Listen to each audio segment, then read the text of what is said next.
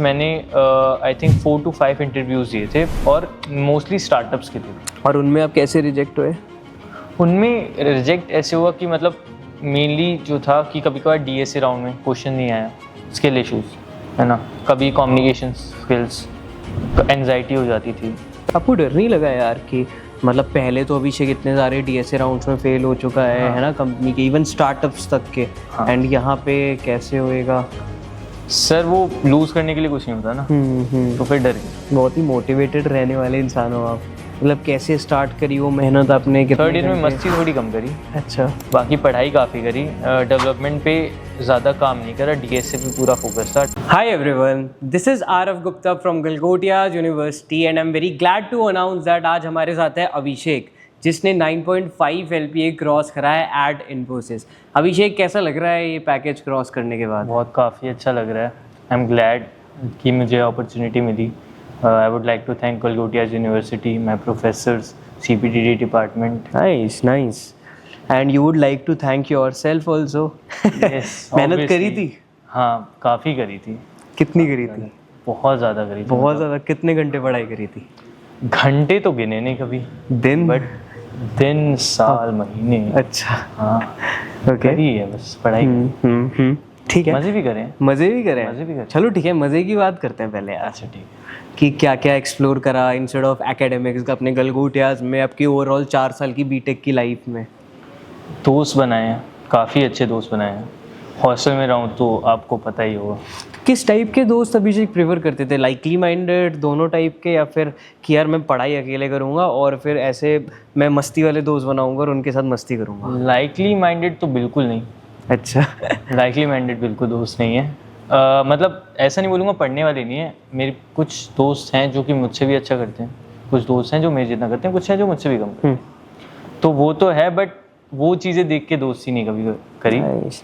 वो एक आपका कनेक्ट बन जाता है, आप किसी से बात करते हो तो बस वही है। और कुछ हैं दोस्त मस्ती वाले भी बनाए हैं, मस्ती में भी बहुत करी है मस्ती। यार कभी मतलब इन्फोसिस का नाम सुना था ड्यूरिंग द कॉलेज टाइम? क्या सोचा था कि इसमें जाओगे? कोई ड्रीम कंपनी थी या? ड्रीम कंपनी इन्फोसिस तो नहीं थी, बट मतलब कोई और ड्रीम कंपनी थी? हाँ, माइक्रोसॉफ्ट में जाने का बहुत था। इनफैक्ट माइक्रोसॉफ्ट का आया भी था यहाँ पे, बट वो आई थिंक अभी तक उसकी अपडेट्स कुछ आई नहीं। अच्छा, गलगोटियाज में माइक्रोसॉफ्ट आई थी? उन्होंने सेशंस कराए थे बस, और देयर वर र्यूमर्स कि वो आएंगे, बट वो आए नहीं, अभी तक तो नहीं। ठीक है।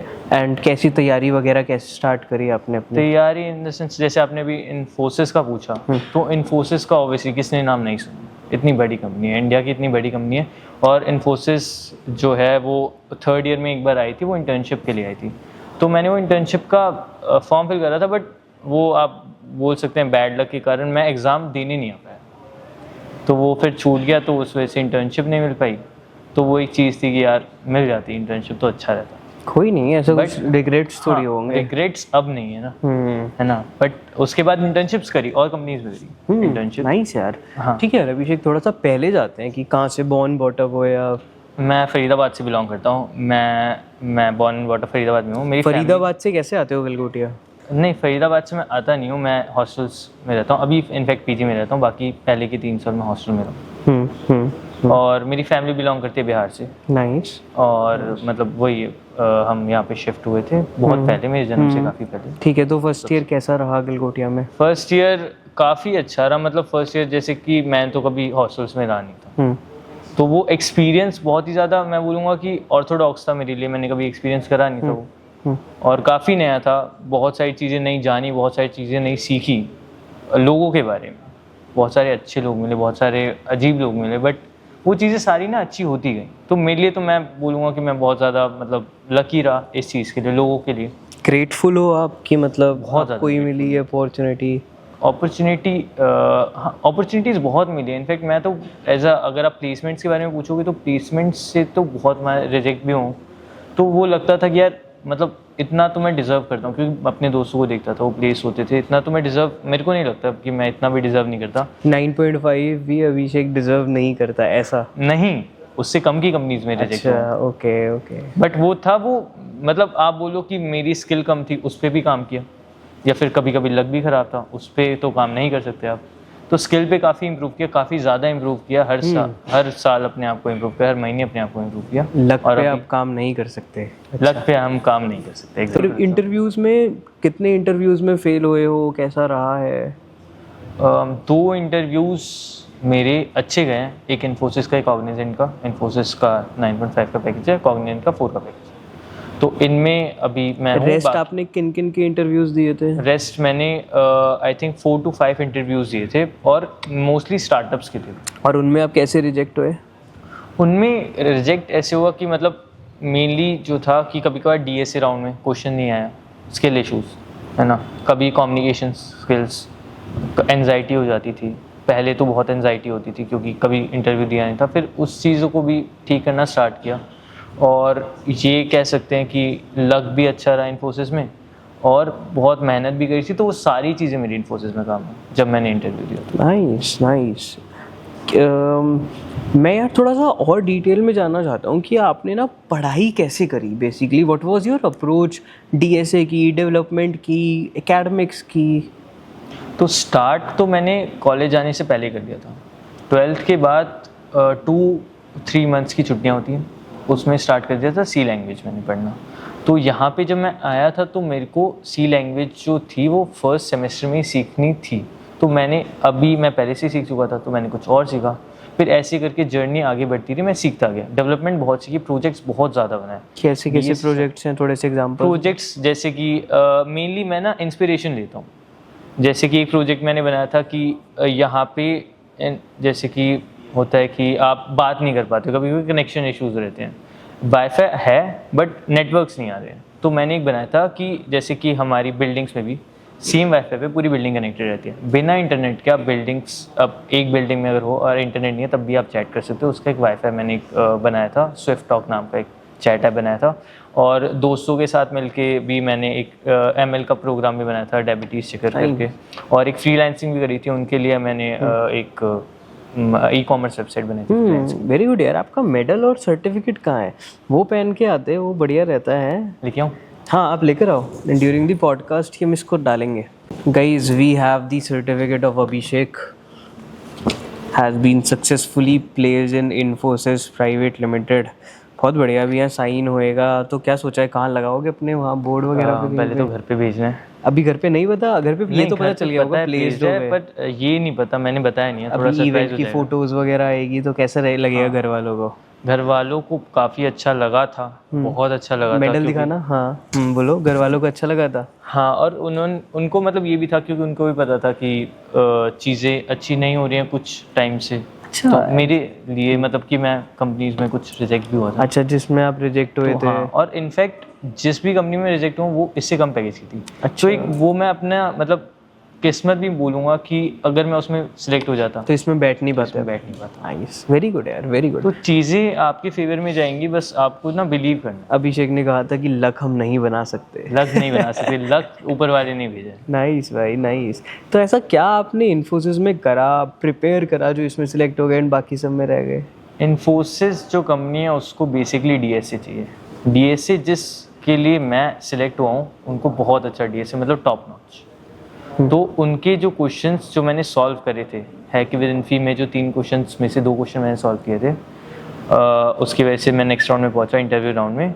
वो भी बहुत बहुत मुश्किल क्वेश्चन थे और वो हो गए। थोड़ा बताओ यार अगर क्वेश्चंस हैं तो आपके पास। क्वेश्चंस मेनली जो थे वो डीपी के थे और DP on graphs and trees के थे। और मतलब मैं इसको बोलूँगा कि अनयूजुअल था ये, क्योंकि कुछ मोस्टली कंपनीज इतने डीएससी की डेप्थ में नहीं जाती जितनी इन्फोसिस जाती है। तो उनको कितनी स्किल चाहिए होंगी? आपको डर नहीं लगा यार कि मतलब पहले तो अभिषेक इतने सारे डीएसए राउंड्स में फेल हो चुका है ना, कंपनी के इवन स्टार्टअप्स तक के, एंड यहाँ पे कैसे होएगा? सर वो लूज करने के लिए कुछ नहीं होता ना, तो फिर डर किस? बहुत ही मोटिवेटेड रहने वाले इंसान हो आप। रहना पड़ता है। ठीक है, ठीक है। फिर क्या हुआ इंटरव्यू में? और फिर इंटरव्यू में ये हुआ कि हमको 45 मिनट्स दिए थे क्वेश्चंस करने के लिए। That was your first round? That was the second round. First round में था वो ऑनलाइन राउंड था और उसमें हमें 3 क्वेश्चंस दिए थे, 3 में से 2 करने। तो मुझसे 3 में से मतलब जितने आप कर सकते हो उतने करने थे, मेरे से 2 हो गए थे पूरे। फर्स्ट वाला मैं ट्राई नहीं कर पाया, टाइम एक्सीड हो गया। तो फिर उसकी वजह से उसके हिसाब से मतलब शॉर्ट लिस्टिंग आनी थी और आपका सिलेक्शन होना था। 2 उस टाइम पे 2 ही वो थे दो मतलब दो स्पोर्ट्स रोल्स थे दो roles थे। एक एसपी का 9.5 का जिसका अभी हुआ है मेरा, और एक डीएससी का 6.5 का। तो मेरा 9.5 के लिए हो गया, शॉर्ट लिस्टिंग में मेरा वो आ गया। तो अब इंटरव्यू राउंड था, इंटरव्यू हुआ अराउंड 3 महीने बाद। 3 महीने बाद? हाँ, 2-2.5-3 महीने बाद थे। कैसे क्वेश्चंस थे फर्स्ट सेकंड राउंड में? फर्स्ट सेकंड राउंड में जैसे मैंने आपको बताया, किस टाइप के क्वेश्चंस थे? Because people will be curious to know कि डीएसए में किस टाइप के अंदर कुछ याद है थोड़ा बहुत? बिल्कुल याद है मेरे को, बहुत बहुत मुश्किल क्वेश्चंस थे और सेगमेंटरी के क्वेश्चंस थे। सेगमेंटरी के क्वेश्चंस थे जो मेरे से वो सेगमेंटरी का था, है ना। अगर आपको एक टॉपिक का पूछें जो आपको आता भी है, जैसे कि बाइनरी सर्च टॉपिक होता है, वो मोस्टली लोग पढ़ते हैं, बट उसका इन डेप्थ जाके उसे किसी और से कनेक्ट करने का, जैसे अगर आपको ग्राफ के भी क्वेश्चन पूछ रहे हैं, ग्राफ एक बहुत मुश्किल टॉपिक है, बट उसमें भी डीपी ऑन ग्राफ्स के क्वेश्चन, डीपी ऑन ट्रीज के क्वेश्चन। क्या डर लग रहा था ड्यूरिंग द प्रोसेस? नहीं, ड्यूरिंग द प्रोसेस वो सोचने का टाइम ही नहीं था। अच्छा। हाँ, उससे पहले और बाद में डर लगा था। रिजल्ट के पहले डर लगता है और टेस्ट के पहले डर लगता है, उससे पहले क्या डर, उसके बीच में क्या डर नहीं शायद। एंड ड्यूरिंग द प्रोसेस आप अपने मॉम डैड को अपडेट रखते थे? नहीं कि यार नहीं, आप बता तो रहे थे वो परेशान थे जब आपका नहीं हो रहा था। नहीं हो रहा था। फिर एक टाइम था जब मैंने बताना छोड़ दिया था। अच्छा, कि वो भी परेशान? फिर मैं बोलता था, अगर जैसे कि मेरा ऐसा होता है, जैसे कि हैक विद इन्फी के टाइम पे होता है, जो मेरी अभी जिसमें मैं प्लेस्ड हूँ, सुबह 7 बजे मैं यहाँ पे आया था और रात के 8:30 बजे मैं यहाँ से गया था। हाँ, और मैं लास्ट बंदा था वो जिसका इंटरव्यू हुआ था। तो मैंने तो होप छोड़ दी थी कि मे बी अब वो थक गए होंगे, वो भी तो इतने घंटे से, मैं थक गया हूँ तो वो कैसे नहीं, वो तो एम्प्लॉयज़ हैं, वो कैसे नहीं थकेंगे, और मतलब नीड तो मेरी है। तो मेरे को लगा था, मैं होप छोड़ चुका था। फिर वो है ना कि डर ही चला गया। फिर अब तो बस मेरे को अपना बेस्ट देना है और बस कुछ होप ही छोड़नी है, और फिर बस मैंने होप छोड़ दी थी। और मैं घर पे बोलता था कि मेरी क्लास लीड तक है, वाह, कि उनको परेशान ना, उनको नहीं परेशान सही बात है यार, बहुत सही बात है। अभिषेक, आपने बताया था थर्ड ईयर में आपकी थोड़ी सी इंटर्नशिप्स भी लगी थी। जी, थर्ड ईयर में जब इन्फोसिस आई थी, मतलब जब आप थर्ड ईयर में थे और गलगोटियाज में इन्फोसिस आई थी, अब रिजेक्ट हो गए थे, क्या रीज़न था? इन्फोसिस आई थी, मैं रिजेक्ट नहीं हुआ था, मैं किसी पर्सनल इशू की वजह से पेपर नहीं दिया। एंड अब आपने 9.5 LPA ग्रैब कर लिया। ओके, गॉट इट, ठीक है। एंड थर्ड ईयर में जो आपने इंटर्नशिप्स करी थी उसके बारे में बताओ। Third year actually second year में करी थी। थर्ड ईयर में फ्रीलांसिंग करी थी, सेकेंड ईयर में इंटर्नशिप करी थी 1 महीने की, वो गुरुग्राम में करी थी। ERP सर्विसेज की कंपनी है। क्या क्या सीखा उसमें, क्या क्या हुआ उसमें? डेटाबेस मैनेजमेंट रियल टाइम में कैसे करते हैं वो सीखा मैंने। और मतलब ये चीज़ें ना बहुत, जैसे हम पढ़ते हैं तो हमें एप्लीकेशंस नहीं पता होती, पता भी होती हैं तो उतने अच्छे से नहीं जान पाते, पर जब काम करते हो आप, डीबग करते हो आप चीज़ों को, और चीज़ों को जब एम्प्लॉय से जानते हो ना, तो बहुत चीज़ें होती है वहाँ पे। बहुत करा सेकेंड ईयर में यार? वो रेफरल था, एक रेफरल था। एंड थर्ड ईयर में किस टाइप की फ्रीलांसिंग? फ्रीलांसिंग वो थी कि मतलब मेरे दोस्तों को पता था कि मैं करता हूँ, मैं डेवलपमेंट में काफ़ी अच्छा हूँ, तो एक दोस्त ने एक स्टार्टअप को रेफ़र किया था और उससे मुझे मतलब मिला था। और मैंने, और मेरे एक फ्रेंड है, उसने ऋतिक रंजन, उनके लिए प्रोजेक्ट्स वगैरह बनाए थे। जी, उनके लिए हमने प्रोजेक्ट बनाए थे। हम दोनों, हम फर्स्ट डेवलपर्स हैं। स्टीज के लिए हमने प्रोजेक्ट बनाए थे, वो भी लाइव नहीं है, होपफुली जल्दी हो जाए। और उनके लिए ई कॉमर्स वेबसाइट बनाई थी, क्लोथिंग। मस्ती वाला सेगमेंट थोड़ा सा बताओ कि कहाँ कहाँ मस्ती करी, कि यार अब हम यहाँ गए घूमने, ऐसे करा ऐसे करा। मस्ती तो करी ही है, मेरे को लगता है कि पैरेलल में होना ही चाहिए ये सब चीज़ें। आप पूरा टाइम पढ़ भी नहीं सकते और पूरा टाइम मस्ती नहीं करनी चाहिए, तो फिर वो तो पैरेलल में चला। तो जैसे कि इवेंट्स हो गए, उसमें पार्टिसिपेशन था पूरा।